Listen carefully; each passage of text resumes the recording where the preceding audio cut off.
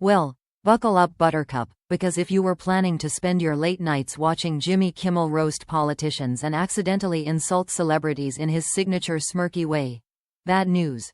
Jimmy Kimmel Live has just been taken off the air by ABC. And not just for a week. Or for retooling. No. This one comes with the dramatic label, indefinitely. Yes, as in, we have no idea when, or even if, he's coming back. If you're squinting at your screen and wondering, wait, what did he do this time?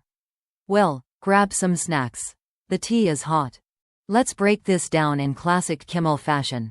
A bit cheeky, a little dramatic, and full of awkward laughter. First, the basics. Earlier this week, Jimmy Kimmel delivered a monologue commenting on the tragic death of conservative activist Charlie Kirk. During the segment, he criticized what he described as the political spinning of the event by conservative media and figures in the MAGA sphere. His language was, let's say, less than sugar-coated. He called out what he saw as hypocrisy in how people were reacting, accused some of being performative, and compared the reaction to a 4-year-old grieving a goldfish. That one didn't exactly land well. The backlash came fast and furious.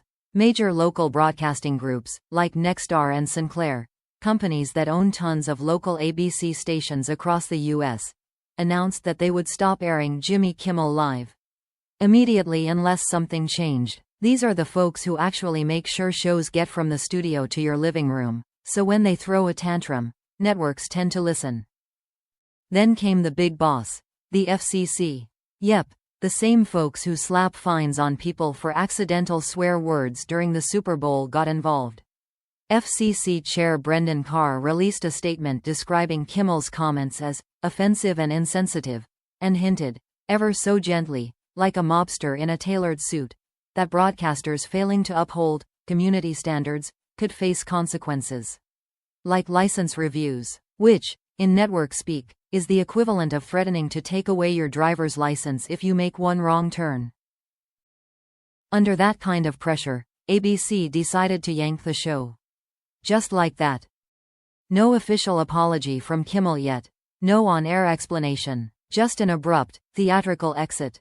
1 minute you're watching Jimmy tell jokes about Mitch McConnell's wardrobe choices, and the next minute, he's gone.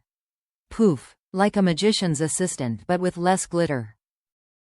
Now, let's talk about what people are saying, because oh boy, the reactions are louder than Guillermo's laugh. Supporters of the decision are applauding it as a move to restore decency to late-night television. They say that Kimmel crossed a line by making light of a death and politicizing a tragedy.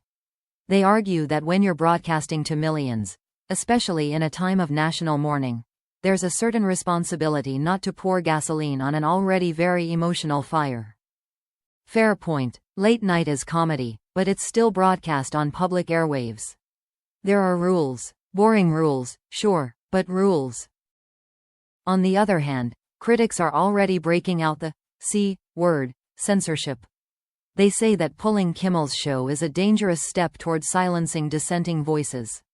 After all, isn't political satire supposed to ruffle feathers? That's literally the job description. What's the point of having a late-night host if they can't poke the bear now and then? The debate has spread like wildfire, especially online. Hashtags like #BringBackKimmel and #KimmelGate are trending. Memes are circulating. One particularly popular image shows Kimmel's face photoshopped onto a wanted poster with the words, "For crimes against hypocrisy." Meanwhile, over on Truth Social, Donald Trump is throwing a little party. Figuratively, of course. He posted gleeful congratulations to ABC for finally waking up, and called Kimmel a no-talent has-been who got what he deserved. Subtlety has never really been his thing. And that brings us to the bigger picture. Because this whole saga, it's not just about one monologue or one network decision. It's about where we're heading with political discourse and freedom of speech in entertainment. There was a time when late-night hosts were allowed, even expected, to be sharp-tongued and opinionated. Johnny Carson did it, David Letterman did it, Jon Stewart basically built a whole career on it. Now, it feels like the margin for error is getting smaller and smaller. One bad joke and you're off the air. One controversial opinion and people start calling your advertisers. It's not just cancel culture anymore, it's cancel industrial complex. Let's also not ignore the elephant in the room: the power of local station groups. You might think ABC can just air whatever it wants, but in reality, it's these media giants like Nexstar and Sinclair who decide whether a show actually gets airtime in various regions. That gives them enormous influence. When they say, jump, networks often ask, should we do a backflip, too?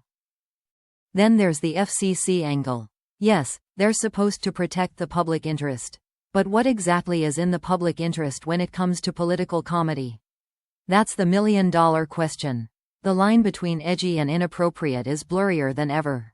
And once regulators start wading into satire, things get murky fast. So where does that leave Jimmy? Well, for now, in limbo. ABC hasn't said whether this is a temporary timeout or a permanent exile.